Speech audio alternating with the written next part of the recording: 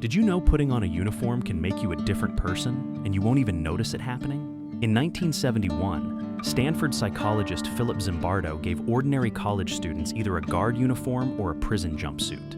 Within days, the guards were humiliating prisoners. None of them planned to.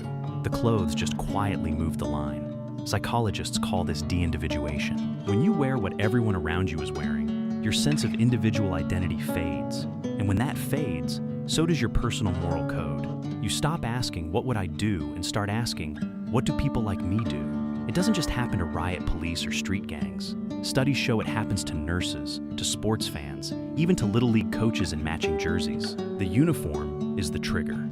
The group is the permission. The unsettling part is that this process is automatic. You don't choose it. You don't feel it. The same brain that builds your values quietly suspends them the moment you blend in. Your identity is thinner than you think.